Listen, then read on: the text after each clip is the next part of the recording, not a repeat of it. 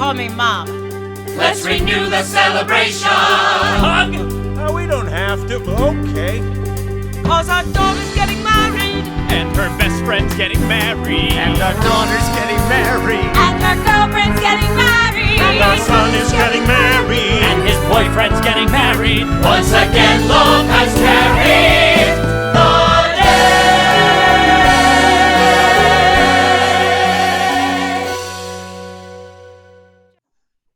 Hello, everybody. Good evening. My name is Adam Weiner. I am the one of these little boxes here on the screen that you're seeing. I'm Executive Director of Farmers Alley Theater. Happy June to everyone. Happy Pride Month. Happy opening of salons here in Michigan. A lot of things to be happy about as the summer is getting underway. And I am very excited and happy tonight because we have a really cool cast reunion.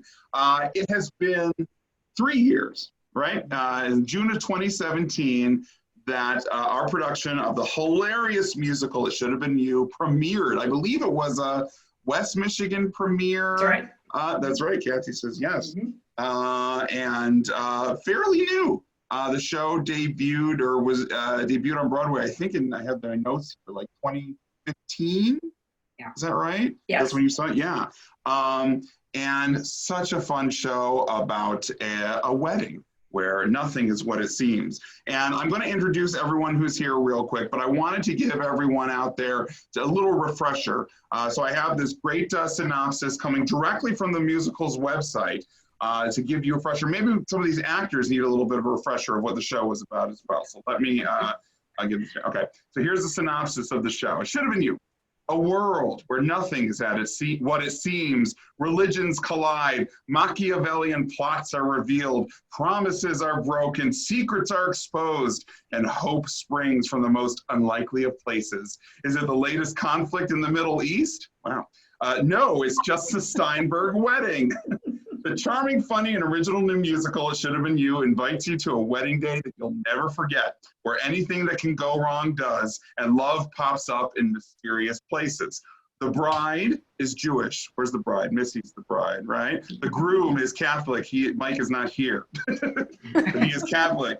Her mother is a force of nature. That's Zoe. We'll introduce everybody here. And when the bride's, his mother is a tempest in a cocktail shaker. That's Lori right there. I like that. And when the bride's they're really selling this show, guys. And when the bride's ex-boyfriend crashes the party, and that's DJ, the perfect wedding starts to unravel faster than you can whistle. Here comes the bride. It's up to the sister of the bride to turn a tangled mess into happily ever after in this musical comedy for anyone who's ever had parents. My goodness. So this show was done at the Little Theater when we were still there, which was a 200-seat proscenium space on the east side of the campus of Western Michigan University. It is it's currently being used for nothing right now. But we had to unfortunately vacate that space in the summer of 2018, and we are permanently still back downtown in our small space. But we were really, really glad to do this show. And it was brought to us, and let me just go around the room real quick. First, we have the director of the production. You may have seen her, I don't know, how many times? You're like the five-timer club here on our online programs as well, Kathy. Our director, Kathy Mulay, hello. Hello. So, and you first saw this show in New York. I have a question for you about that, but is that correct? You saw this? That's correct, yes. In 2015, because it only played for a little while. It was one of those gems, I think. Yes. That kind of was rushed and unseen, and well, we'll get to that in a second. And along with Kathy, our musical director in that June slot, who we love to see, Miss Catherine Walker. How are you, Catherine? Great, thank you. So happy to have you back here. Where are you? Are you in Ann Arbor? Are you in Kalamazoo right now? I'm in Kalamazoo right now, yeah. Excellent. So. And additionally, I know she is in Kalamazoo as well, but she was one of the stars of the show, Miss Whitney Weiner. Whitney, you are on the bottom left for me. How are you doing? I'm good. Are you surviving with your twin girls? Yes. We've done a lot of, fun activities that maybe we wouldn't have done otherwise. Lots of art projects and summer playing outside and all the fun stuff. Excellent. So, well, it's a beautiful day today, and hope you're enjoying that. Playing her sister in the show, let me see here, Rebecca Steinberg, right? Rebecca is Missy Carley. How are you, Missy? Are you coming from Chicago? I am doing well, thank you. Good, good, good. And you were yet to be married when we met you back then, right? Yes. But you are married now. Yes. We got engaged right after the show. So awesome. Yeah. That is great. Fun fact, Missy was planning a real life wedding during the time of planning a wedding as a character in the show. So that must have been fun too. Yeah, My goodness. We'll talk a little bit about playing your mother. Missy was an actress that we've seen very recently at Farmers Alley. She was seen in The Cake this February before things went crazy. Miss Zoe Vonderhauer, how are you, Zoe? I'm great. I got a frog in my throat. A little screwed up by the time change. You should have warned me. I knew I'd forget something. I'm great. I'm in St. Louis, hunkered down. Hanging Exactly. So, well, from St. Louis, Chicago, and another Chicago inhabitant, right? Lori, where's Lori? Lori, I'm losing. People are moving. Lori Carter Rose, who played Missy's mother-in-law, correct? In the show. Yes, Georgette Howard. What did you say? Tempest in a cocktail shaker? I've never heard that description. I think your first appearance on stage, you were very hungover and something like, and then you asked within 5 seconds for a glass of something. So, exactly. I told you all you need to know. How are you doing so far this summer, Lori? Good. I've got all my boys at home. The pandemic has some silver linings when we've had a lot of family time, but I've overheard way too many college courses via Zoom, like a fly on the wall. So it's fascinating, but it's also a little bizarre. Well, it probably sounds a lot better than kindergarten lessons on Zoom, which I have been dealing with for the past 2 months. Oh yeah, I always say people with toddlers during my hat's off to you. Yeah, wow. I don't know. I know your kids are older than toddlers, but yeah, it's a lot if your kids are young and you're stuck inside and you're sheltering. Whitney's going like this. Mm-hmm. That and the teachers, and we have, excuse me, for the teachers as well. And we have a teacher here in our midst, Mr. Hal Hobson Morris. How are you, Hal, in Kalamazoo? Doing pretty well, hunkering down like everything else. Been doing a lot of outdoor things, a lot of hiking and kayaking and gardening, and my job's finished till August, September anyway, but then who knows how schools will be configuring things come then, so we'll see. Especially for you being a vocal director, choral person as well. Yeah, music teacher, and so much revolves around singing, and that's a real challenge now, so we'll see how things go, but right now enjoying fixing the house and enjoying the garden, just being outdoors, enjoying good weather. And Hal's on many shows, excellent actor, excellent singer. Right next to him is another excellent singer, Mr. DJ Bucciarelli. I always forget. But I saw it, we were happy enough to have DJ back at Farmers Alley back in November for that Carol Kings concert that he and his colleagues came in and did. Was fantastic. DJ, how are you, man? How's it going? Good. In New York City, so I'm in the hotbed, but they've opened up, you can have open containers of beer now in New York City, so it's going well. You can walk and drink, so we're all in a great mood here. Vegas, man, sounds great. Yeah, it's really cool. No, it was really cool to be back in Kalamazoo, and it's really cool to see everybody. This is so fun. I wish I could hug you. Oh, I know. This cast was really, I kind of was an observer for this show, but I really felt that this cast really got close throughout the show. And if you didn't, then you faked it really, really well. Well, last but not least, these two gentlemen here, Mr. Rich Madelung, who played Uncle Morty et al., correct? In the show, you had so wonderful. How many roles did you have in the show? You had was it the two? Just the two. Okay. It seemed like more because you were running. I'm going to get to that because you were running around the entire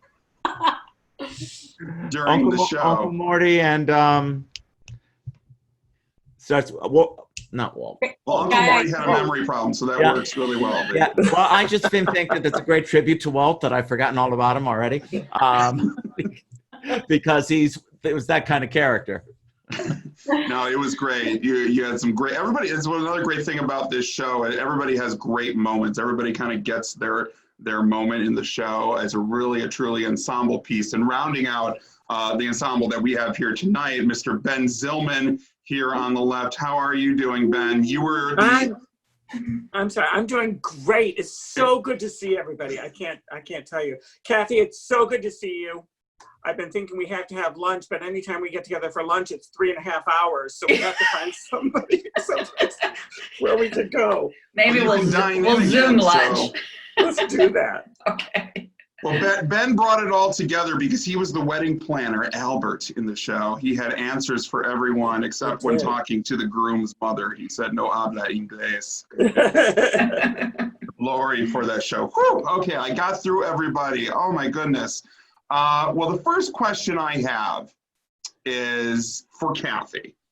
And Kathy, you kind of brought this show to Farmers Alley, brought it to us because you saw, as we said, the Broadway version in New York City. Tell us about that experience and why you thought maybe it would be a good fit for Farmers Alley.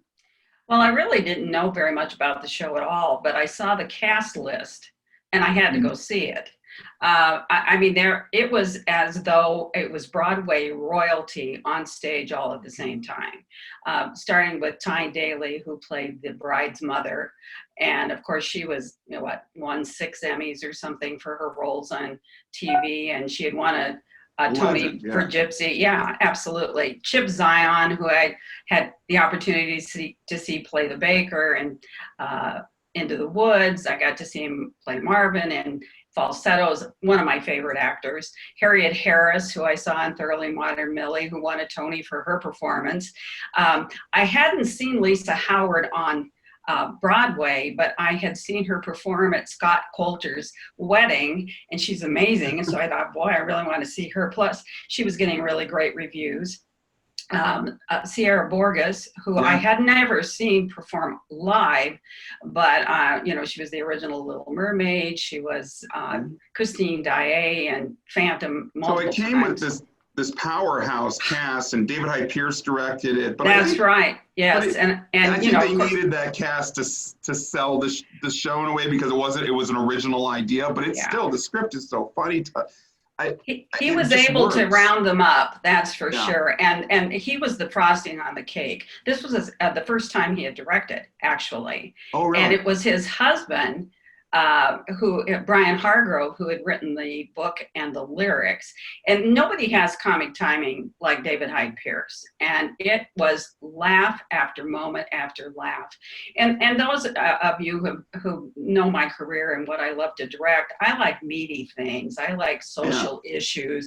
I like learning from theater. So farce has never really been one of my most favorite things to go see in the theater. Lend me a tenor with mistaken identities and slamming doors and whatever. The thing of it was here was a farce, but it had a message. And, theater is such a great teacher. And I've always felt that if you want to learn anything about a given time in history, read a play written by a playwright at that time. And I sort of felt that about this, even though it was hilariously funny. It had humor and to the things about old age stereotypes. And I think that was the message in this particular show. There's your generational mores, the parents versus the kids and how our ideas morph from generation to generation. The religious stereotypes, what we think about people who are Catholic, what we think about people who are Jewish, marriage norms, and most recently, gay marriage had been recognized. And most importantly, I think image identity for young girls in particular, who their whole idea is about, dating and being able to fall in love and get married depends on what you look like. So this was a show with a lot of meat, presented in such a funny and entertaining way. And as we left the theater, John and I both looked at each other and we said, I don't think we've ever had more fun in the theater, ever. And I was determined to bring the show to Kalamazoo became available. Yeah, and the music, yeah, the script is funny. You think like, oh, it only played in New York for 3 months, it must not be any good. But if you look deeper and you actually read it, and there's clips of the show on YouTube. Don't. But you can hear these people loving it in the audience and rolling in the aisles. It might have gotten lost with all the spectacle shows. Broadway, it's so hard to recoup. We all know that, and I think it's found life in regional theater as it's growing. Hopefully it will continue to, because it's still, I think, a very relevant, fun, absolutely hilarious show. And great music. I would say, Catherine, tell me if I'm wrong, like this is It Should Have Been You at first glance feels like that traditional musical theater kind of something. Maybe, I don't know, that it's not a pop score, it's not a rock score, you can't really classify it. It's lighter than most, but it still has mature themes in the show. What drew you to the score, Catherine, and what kind of vocal talent would you say that you were looking for to fill these roles? Well, one of the things that draws me to a score, honestly, is if I see one written by a woman, which I think doesn't happen that often, and it's happening a little bit more frequently, but it's sort of the last bastion of a almost solely male-dominated field. I mean, there really are very few shows written by women, and I think Barbara Anselmi did a beautiful job with that.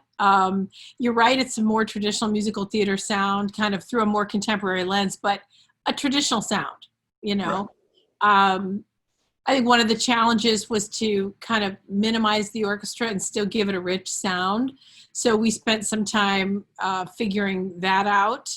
Right, because you weren't on stage. It was written for a pit of like probably 13, maybe more. Bigger, probably, a bag of strings. And you had to scale it back to how many? 6, 7? Yeah. Crazy? Yeah. And you weren't on stage. You were off in the green room for that show? Or were you backstage? Really warm. Yeah.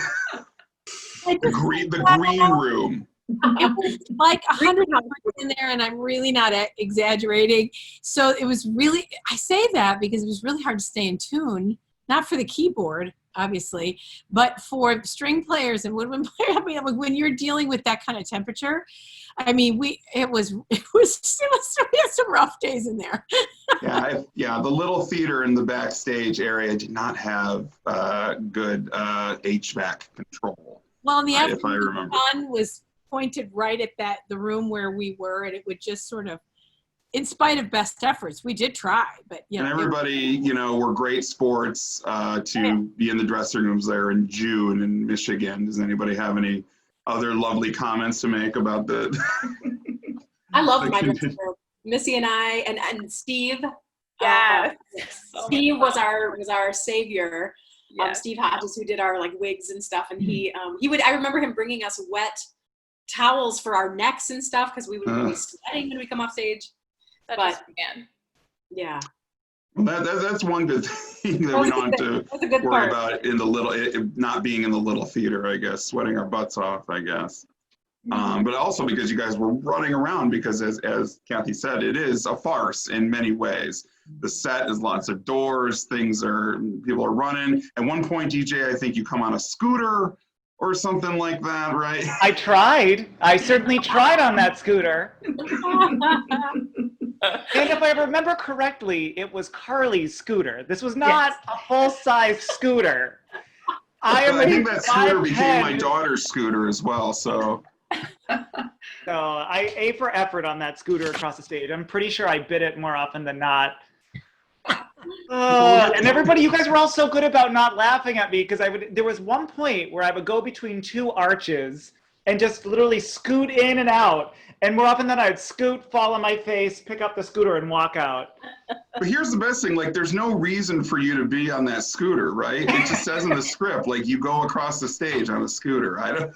It seems right. Marty certainly would be on a scooter or a folding bike with really small wheels. Yeah. Like, he's very economical. He's got everything put together. Well, I'm gonna go. My next question was for Whitney, but I'm gonna go to DJ first, since I'm really chatting with him. Like, in addition to the scooter, you had an interesting, unique role as an actor, because you began the show in the audience, correct? What was that all about? Well, you know, I think, How did okay, that my work? favorite memory okay. is of this, that first it was summer and it was like 100 degrees inside this theater, and I was costumed in a very heavy wool sweater. Signature Kathy. Signature Kathy. Yes, yes. But I was, and the people next to me never wondered, like, why is this guy in a sweater in July? Also, Right, like, let's set the scene here. Like, you had an actual seat. Like, we had a seat for you each night, because in the opening song, his character, like, the phone rings, right? Like, yeah. Whitney's character calls him and the phone rings, and it's funny, a guy with a cell phone in the theater. And then you end up singing right later, or you sit back down, right? You have the scene. I'm pretty sure I started, and then I just kind of ran around the theater. And I just continued to run for about the next 10 minutes, it felt like. And that involved the scooter. So it was brilliantly staged by Kathy, because she'd be like, you'd run up and run out, and then you'd just pop back in for 2 seconds with a scooter. And everyone goes, why is he on a scooter? And then, you know, it just sort of, it was really funny. But the best part about starting in the audience is the surprises of everyone around me freaking out, because I'm pretty chatty. And so I'd have full conversations with them for 10 minutes. Meanwhile thinking, why don't you wonder why I'm in a sweater? And then they would be like around me as I'm singing. And then afterwards they would hit me and say, why didn't you tell me? But, yeah, and then they thought I was rude because my phone was going off in the show. Oh, yeah. So that was cool. But yeah, it was cool. It was the first time I've started a show in the audience.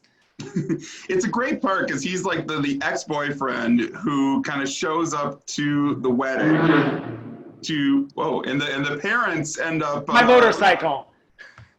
And her parents, the bride's parents, convince you to try to break up the wedding. Right? Yeah. And you go there originally, but then you were also best friends with the bride's sister, and that's Jenny, and you kind of rekindled that relationship there. And talk about, I'll go to Whitney now. Now, if there is a lead in the show, it's a very ensemble show, but if you were to say, like, who is the lead in the show, it is Jenny Steinberg. I think it's that character. And I know, Whitney, for you, that this was a very meaningful role in many ways. And you've been on our stage. I know Trailer Park was super deep in that show. But coming to It Shoulda Been You, why was it meaningful for you, I guess you could say? And you can talk a little bit about the show and why that was. Yes. Well, I fell in love with this show when I actually watched the Tony Awards and saw Lisa Howard sing Jenny's Blues, which is like the 11 o'clock number of the show, where Jenny is liberated and she finds her voice, and she has this really powerful, bluesy, feminist, song where she just kind of comes out of her shell. And I remember watching that in the 2015 Tony Awards. That was like a special Tony Awards for me personally, because that summer during the Tony Awards, I was on a trip with my choirs and Ashley Bowen. We had a big group of kids in New York at the time of those Tony Awards.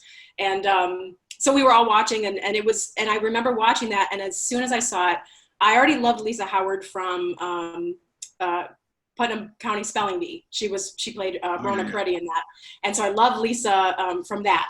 That was one of the first times I saw a woman, a full-figured woman, having a lead role and talking about herself and talking about her weight and just being so bold about it. And I remember just seeing that performance and thinking, this is a bucket list role for me personally. I feel it's so relatable to me.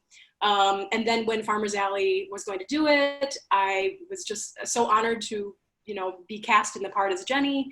And it was the first time for Farmer's Alley stage maybe that I played sort of a straight character.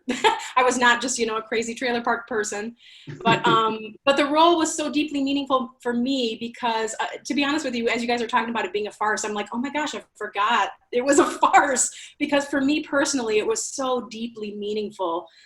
Because just as I mentioned, Jenny's role in this family, through the course of the show, she finds her voice within her family.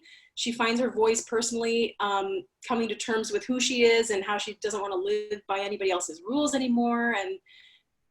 it was just a really liberating role for me personally. It kind of changed my life, to be honest with you. After I played that role, Jenny has some very vulnerable moments on stage. She sings, you guys remember the song Beautiful, right? Or just where I was standing on stage and Kathy directed it in such that I was very vulnerable on stage. I had just my underwear and a slip, and I remember having to look out in the audience and sing about being beautiful. And that was such a vulnerable moment for me personally. And doing that night after night after night changed me. So for me, it was like a very deep show. And being reminded that it was a farce was like, oh yeah, it was also very funny and entertaining. But personally, for me and for women who look like me, who grew up looking like me, you know, it was so refreshing to see a role that addressed, you know, body image and things like that within the family. I just loved it. It's yeah, and I think it's another great reason. Hopefully, we see this show in theaters around the country, you know, for many years to come. So many of important issues were addressed in the show. And I know, you know, you developed such a close relationship with your onstage sister, Missy. And if you recognize Missy, Farmers Alley audiences, because Whitney and Missy together, is that they reunited. Gosh, it feels like forever ago for. Marvelous Wonderette's Dream On. That's right. Where you played Missy, right, Missy? I was playing Missy. Right. That was a stretch. Yeah. But this was, it should have been your first show with us, but not your first time in the role, correct? Because you were in it. Yes. So I actually, Zoe and I met doing the first regional premiere of the show at Stages St. Louis. Oh. I was understudying the role as well as Annie. And so, yeah, I already had kind of all the stuff in the back of the mind. I was ready to kind of give my own spin to it. It was really exciting. As you know, as meaningful and as, you know, funny and poignant as Whitney's character is, Jenny, I think Rebecca also has that as well. Very nuanced and layered. On one hand, you know, you are in a farce, and on another, you have this coming of age story dealing with sexuality, dealing with friendship, with sibling rivalry. And what experience did you draw maybe from your own life or your friends' lives on how to create kind of this character and everything that she goes through in this show?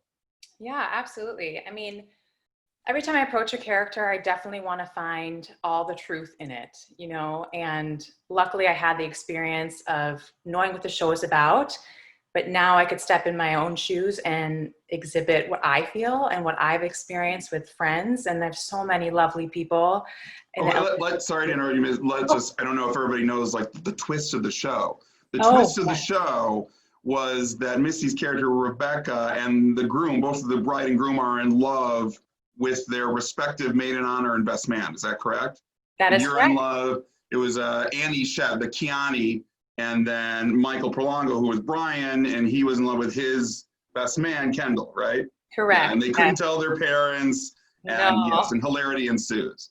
Yes, But of those course. are some serious issues to bring into, a serious spice, if you will, to bring into a, you know, a sex farce in many ways. So Absolutely.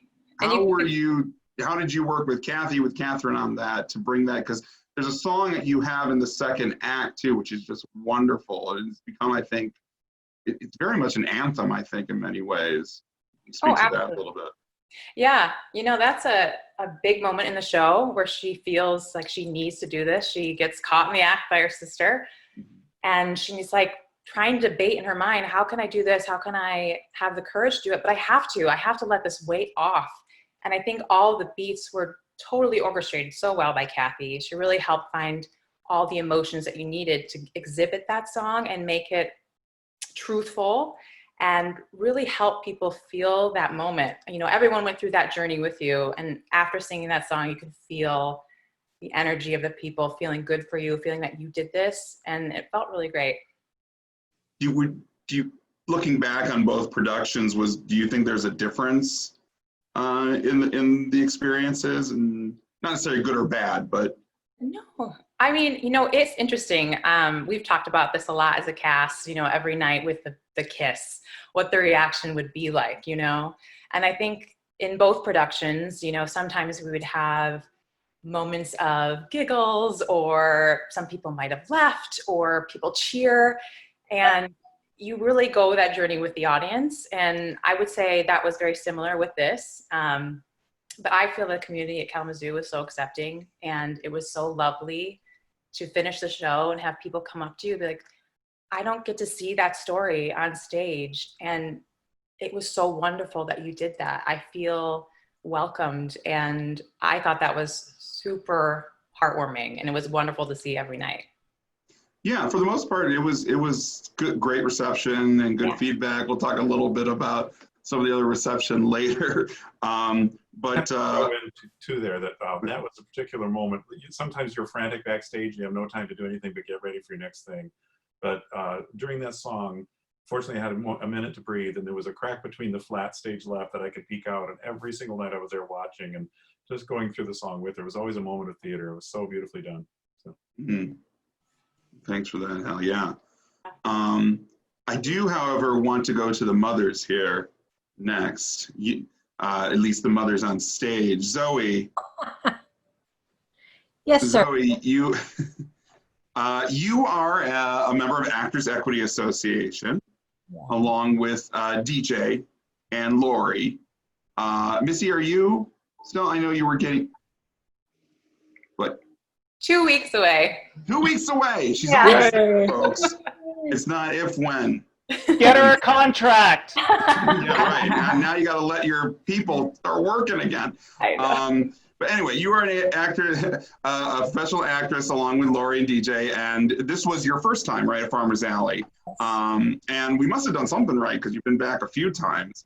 And as Missy said, you had done the show in St. Louis previously. What was it like returning to the role of Judy Steinberg, this, in this Tyne Daly type persona, this mother who rules all and sees all and knows all, but learns a lot also through the course of the show. Was it harder? Was it the same, different? What was it like? It was definitely a gift. I remember the first time doing it in St. Louis. Fell in love with the show, fell in love with the character. She just felt very comfortable to me. We're a lot alike. She doesn't have a very good filter, and I might be guilty of that. And it was just lovely when Jeremy called and talked about the role. I might have accepted the role before he finished asking. That excited to do it. And working with Kathy was a joy. It was such a collaboration where she kind of let me do my thing, and then we would talk about things that she didn't like, or, we would have conversations. And being able to know the show as well as I did and know all the moments, and yet experiencing them with different people.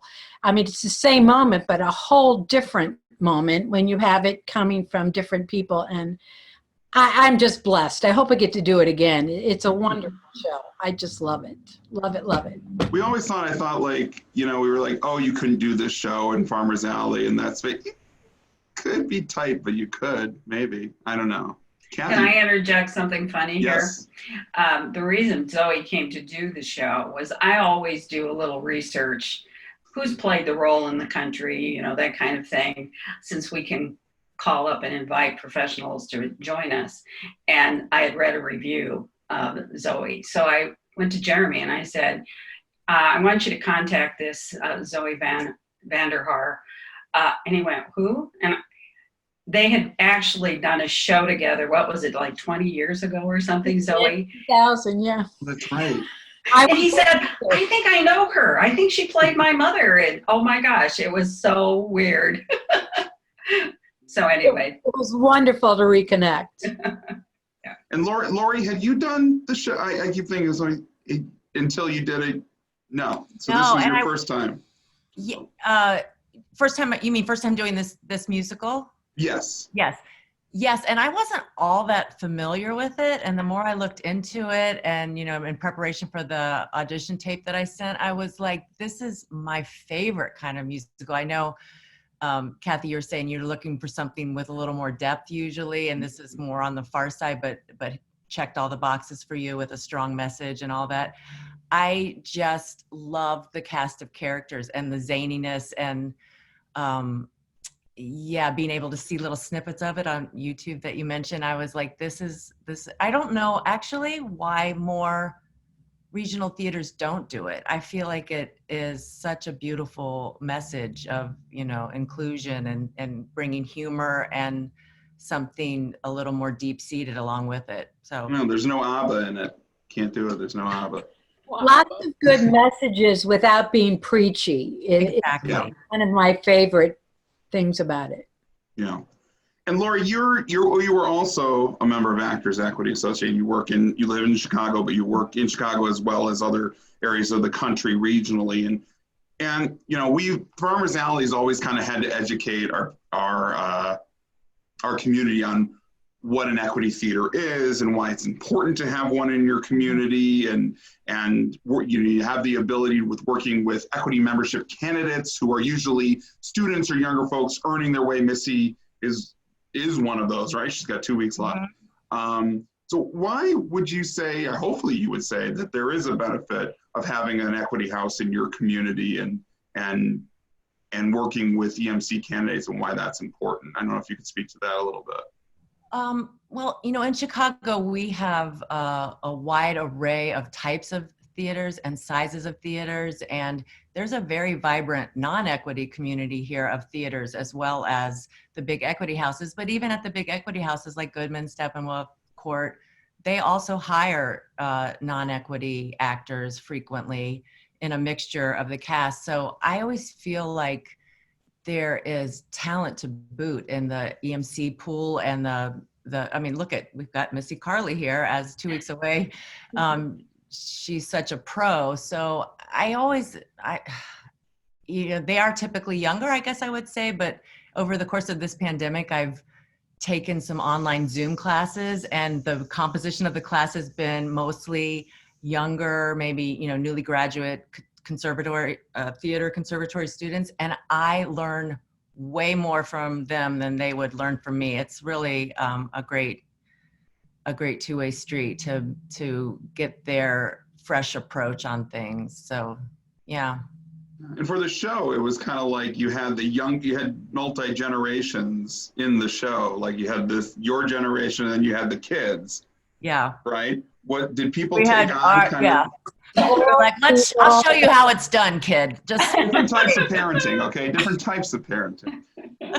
Was there like this, in the course of rehearsals, did you see kind of this caretaking with the younger folks at all? Or was it? Oh man, I'm thinking of our cast specifically.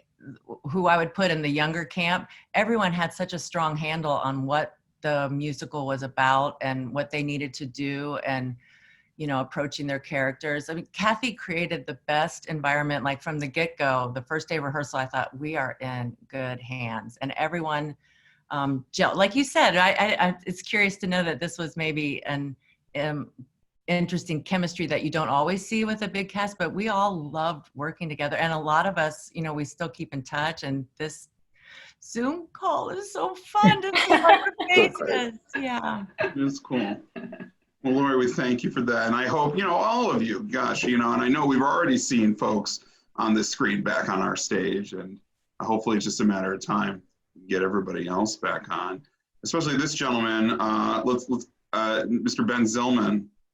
I thank you guys. Also, Ben Rich, thank you for your patience tonight, but I definitely want to get to you. I have a good question for Ben that actually I wanted to ask. So Ben's been in many, many shows for over the years. Some of them. Is that another way of saying I'm old? I just like had that in my mind. It's like, he's not gonna like that I just said that. As a hilarious wedding planner, Albert, in this show, you know, this role is one of many comedic and dramatic ones that you've had over the years. Now, do you necessarily prefer one over the other? Because I think after It Shoulda Been You, the next role you did at Farmers Alley was in Diary of Anne Frank.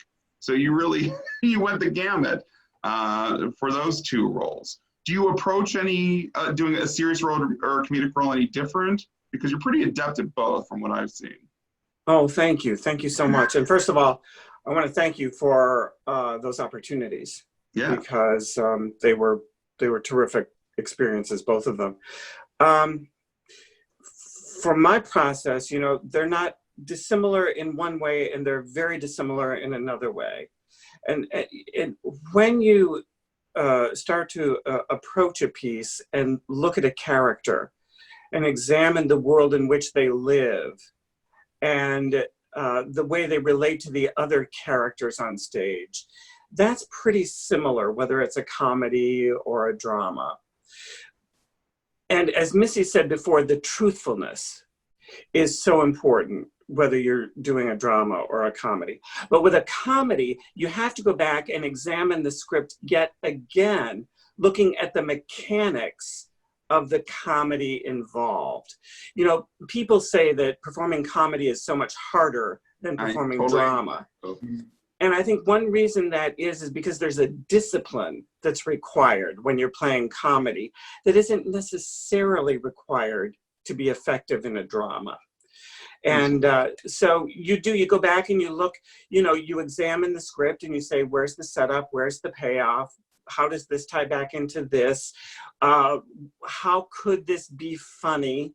I think the most important thing is, as an actor, you have to realize your job isn't to make people laugh. Your job is to tell the story truthfully. Right. And the audience will respond the way they respond.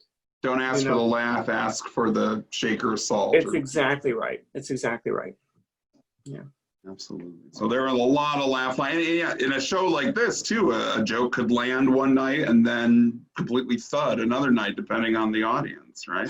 Well, you know, it's interesting because I was thinking about this earlier. I was thinking, you know, in a drama, for me, it feels like so much of the interaction is with the other characters, the other actors.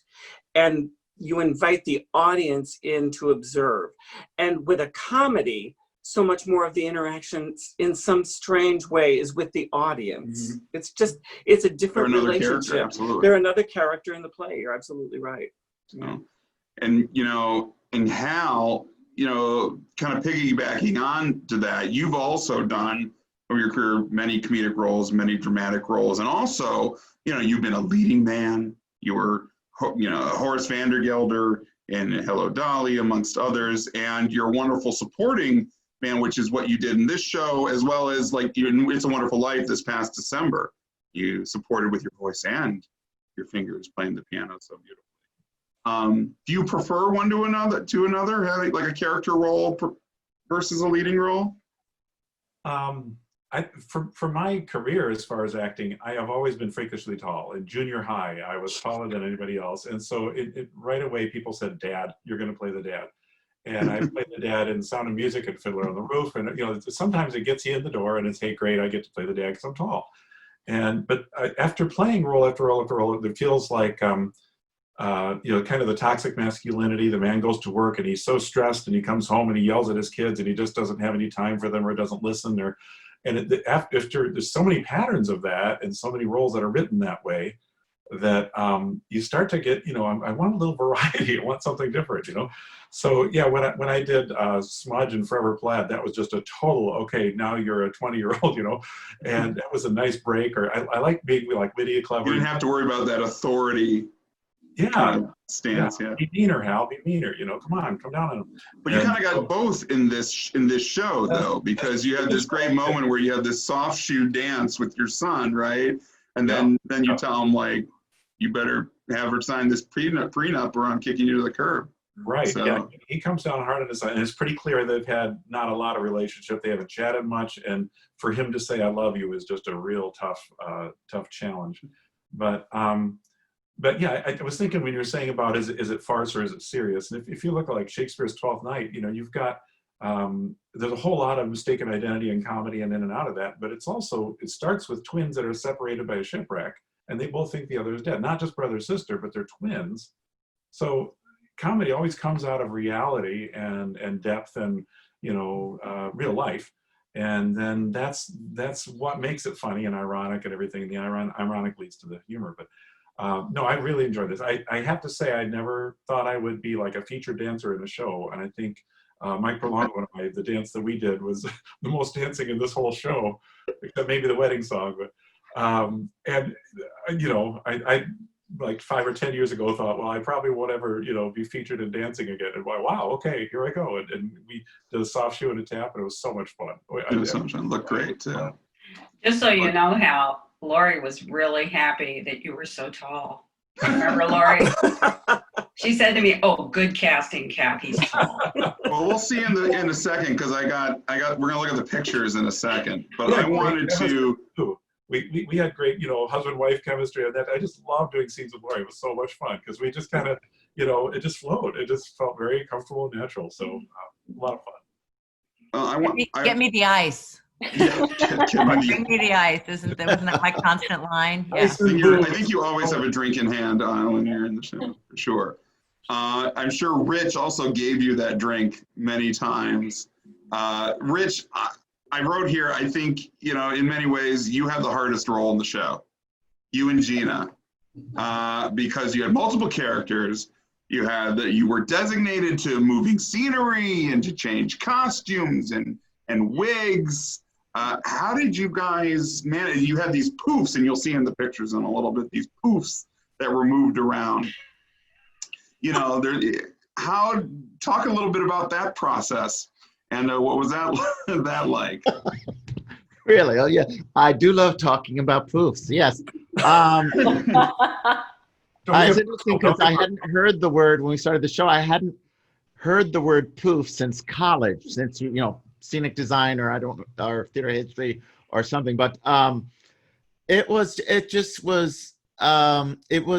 complicated. They had to be exactly where they needed to be. They had to come from whichever the entrance was, and there were multiple entrances on that stage, and go to specific spot on the stage that would change during rehearsals. So it was hard to, for me personally, it was hard to keep it straight. I made peace with the poof. We called it poofography. Poofography. And God love him. But in all honesty, you needed someone I think you need people as experienced and talented as Rich and Gina, you know, to not only can pull off comedic characters, but also has the knowledge and the wherewithal to that you, Kathy, as a director, you can trust these people that they're going to do what needs to be done. It was a hard job. It was. And they were not, these poofs did not always roll straight. They had to fight them constantly. They had to, yeah, it was. They hadn't been They worked burned. real hard. I want to look at these. I'm going to share my screen now. Let's see. Okay. Share my screen because I have pulled up. All right, share. Okay, you guys see Legos here? Yeah. Great. That's what I've been doing during quarantine, by the way. So, okay, here we go. Look, here's the bride and groom. Michael. You can find these on Facebook. I thought we'd go through. Michael Prolongo played the groom. There's you, Missy Missy. and Mike had a special connection. They were like legit in love off stage. Oh. Yeah, he was fun. He was a fun guy. Yeah.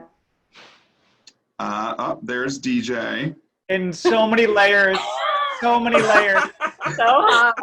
So many clothes. I also think, I want to preface this, I think these pictures were taken a couple of days before opening, so maybe the final touches on the set weren't there, so something looks weird. That's why. Yes, there are the parents. And there's Gina and Rich. And Gina's playing the cougar aunt, right? Yes. Kept hitting on DJ. The title number, right? Yeah. And actually, Zoe's wearing a costume we didn't even use in the show. Yeah. Oh, there you go. Oh, yeah. I'm like, I don't even recognize that one. See, things change. There's Whitney and Missy. Oh, there you go. Loving his phone. Fun fact, that's my real phone. So that is a fun fact. There were times when people would actually be calling me throughout this, and I would be like, don't answer the phone, it's Matt. You're in the middle of the show. Go for realism at Farmer's Alley. There's Steve Silver. Oh. They're the poofs. There's you're the Uncle Morty here, right, Rich? Such a And face. You can't remember who DJ is. Yes. And they're coming up with the idea like you need to break up the wedding. Right? Here we are. Oh, here's Gina flirting with you. She was so touchy. Aww. Cuties. Oh, and here's the dance. Oh, dancer. Here's Hal, soft shoe. I love these outfits here. I like those colors. Yeah. We had lots of pink everywhere. Now I have to look out. Yeah. There's Ben. 86, the Panini Station. Right? And Kendall. And Kendall was touring with the children's show, I know, recently. He was a Western graduate. Yeah. Getting your hair did. Oh my favorite scene. Here are the poofs. This is our first look at the poofs. Ah, yes. In a different configuration, yes. Right. Of course. That Rich had to achieve. I loved sitting and watching this song every night. It was so great. Oh, I didn't really get to watch it, but this song was so. Well, there's like the inner modelogue between the Bigger mothers. hair, Lori, bigger hair. Come on. Bigger hair. Yeah, Steve gave me some good height. Dean or Stein? I wish you people would figure that out, isn't that? Oh, Zoe. I'm half a poof. Yeah. A tender moment. Yeah, very tender. There you are with the alcohol. Yeah. Where's the one? I think there's one with the mask on too. There's all the wedding clothes. I like Zoe's dress here is good too. Love that dress. Oh, yeah. Beautiful. Good dress. Remember all the time I'd be like, oh, can I get that zipped up? I don't know. Yeah, we are worried every night. Yeah, like, oh, please get my clothes on. And this is beginning of the second act, correct? Yes. That is a After great the picture. wedding. Look at that hat. Lori had epic costumes. She did. And the Maid of Honor, I like this song. The Maid of Honor and the Best Man, they had like this poppy number, right? Catherine, what was? Oh, there's. I have forgotten the name of that song. Who remembers? Love you to the day I die or something. Yes, love you. Thank you. Had a calypso feel to it, yeah. Yeah. Lots of fun. That was many Oh, shows. that's nice. Oh. It's a beautiful picture. Yeah. There it is. There's the song. Yeah, there it is. Yeah. Kendall was in this song. They get way into it. Very funny. Oh, yes. Well, Sing Rich. Okay. Rich, that's a sexy look for you, I must say. I was like, watch this, Mom. She's like, oh, Yeah. Yeah. I love it. liberation. That picture's in our lobby too, as well, I believe. I love Amen. it. It's pretty powerful. That's Yeah. a powerful song. Oh my God. Amazing. I have to tell you that scene really bothered my youngest daughter. Gina's not here to defend herself on this one. Yes. Oh, that's right, I was that girl. because you I appear was that woman behind in her, the right? bathroom with you, Daddy. I don't like it. Did Mommy know? Oh yeah, there's the mask. Yeah, another great outfit. Silk robe. This is what Ben looks like whenever he looks at his phone. I wish Ben were expressive. Oh, yes. Nice. It's all showbiz. I did that a lot, didn't I? Good. Wedding. Oh. Everybody looks so. Oh gosh. Face. The reveal. What a great face. Oh, It no. got me. Oh, I like that one. There's that finger again. He seems Zoe, to be you protecting scared me. himself with his hands. Oh, I think these are promo photos. Yeah, Might yeah. be promos. Cute though. Oh. Aw. Well, lovely. Oh my gosh. What a fun show. Do it again. Yeah. So Reboot. what? Now, this is the time in the show, usually these reunions where we go around and say, well, what are you doing now? What are you working on now? Blah, blah, blah. But, Working on being employed. working hard, getting through your Netflix queue, I know. But what now? I know now, Zoe, for the Farmers Alley Best. So you did the cake with us back in February, and you did Bridges of Madison County. Are those the other two? Am I missing one? Doll's House too. Oh, Doll's House. Gosh, Doll's House too. Gosh, great show that was too. And I'm sure. Okay, who else has been in Farmers? I'm just going to do that without my. Who else has been in Farmers Alley shows since It Shoulda Been You? Since it should, I know DJ was back. Missy, you were in Wonderettes. Whitney was in Wonderettes. Catherine, you weren't on stage. Music directing. Hal was in It's a Wonderful Life. Ben was in Diane Van Frank. I guess I know Lori's next. I guess Rich, were you in? So Rich and Lori are next. I asked Rich to be in a show, but he declined. He did 1776. Oh, that's right. And DJ did Secret Garden. That's when he first worked with us. That's when right? Beforehand. That's when I fell in love with you guys in Kalamazoo. And talk about, if people don't know, what is Carol's Kings and how's that been going since, I guess, it's a little ditty, a little show.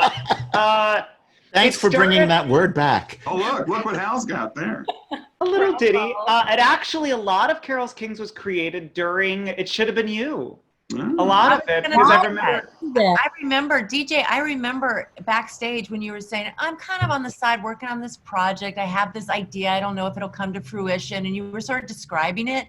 And then, flash forward, I'm seeing all the ads that you're going out to see. You've been booked here, there, and everywhere. And I was you like, clicked on it once. It's going to just go a million times. It's sort of snowballed. Yes. We just kept saying yes, but literally when the pandemic hit, we had 3 casts and one cast in Illinois, I had a cast in the Caribbean, and I had a cast in Portugal. So I had a UK company of the show as well. So it's sort of kind of snowballed. It's still happily going, but yeah, for those of whoever's watching that doesn't know it, I run a tribute show that's an all-male Carole King tribute. It's kind of like a Jersey Boys meets Carole King music. And the long version, we actually had the pleasure of doing at Farmers Alley Theater.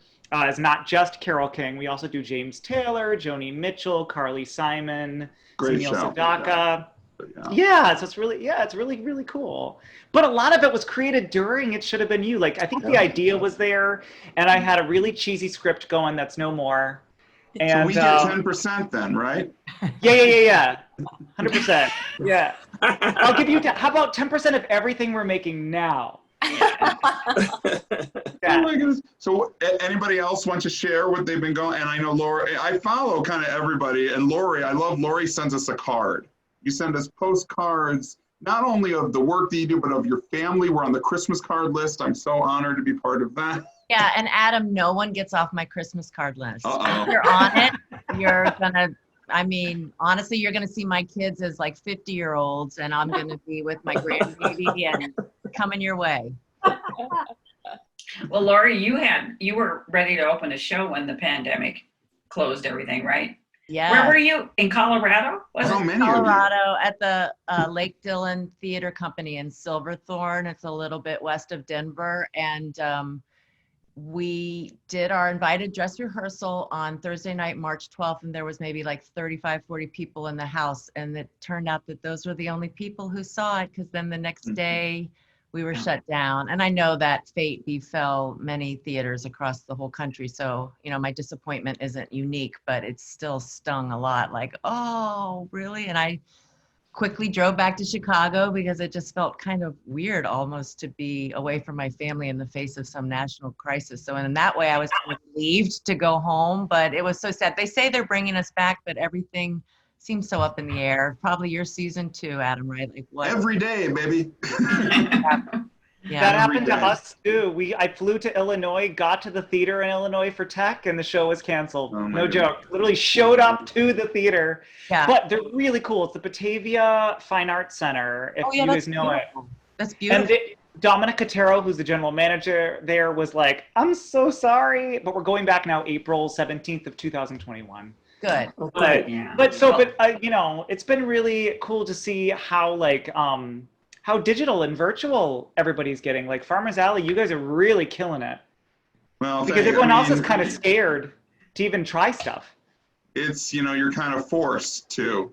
And you got to adapt, and we're trying, and we're working on a lot of cool stuff here. And this is a great thing, too, because I get to see all of you guys. But I'm going to let Kathy have the final word if you want, because we could talk for all night, and I could leave the Zoom on if you want after, and you guys can just chat.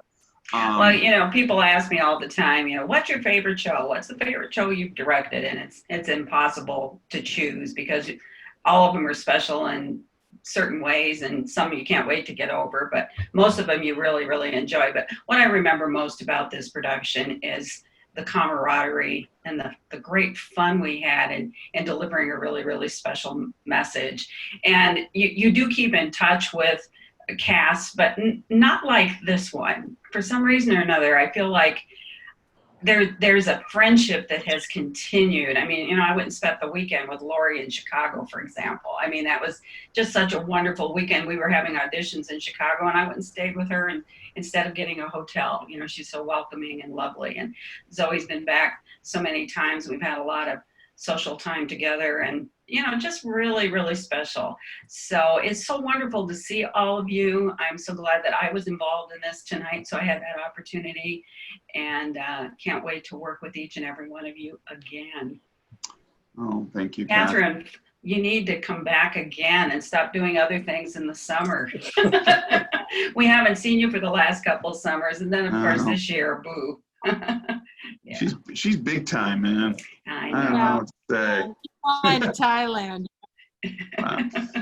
Thailand, folks, Kalamazoo, I don't know, I think that's going to end our time today. Thank you again so much for joining us. Really, really appreciate it for this cast reunion.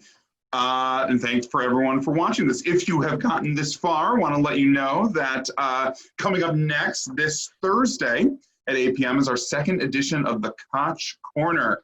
Our artistic director, Jeremy Koch, sits down with special guests. We had a great discussion with Von Washington Jr. A couple weeks ago, and now we will be sitting down and catching up with actor Elizabeth Swearingen. And she was the star of our previous productions of Cabaret, The Glass Menagerie, Collected Stories, and more. Can't wait to hear from her. And then next Sunday, we celebrate Father's Day with another edition of Broadway Battles. This dad right here is going to host right now, I think. 3 nerdy musical theater dads will battle it out for ultimate dad drama bragging rights.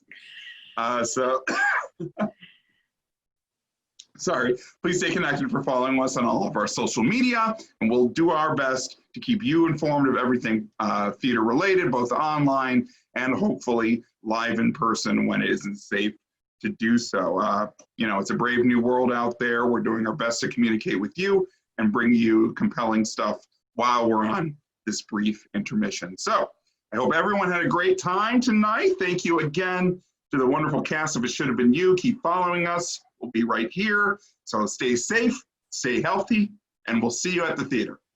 Thank you, Adam.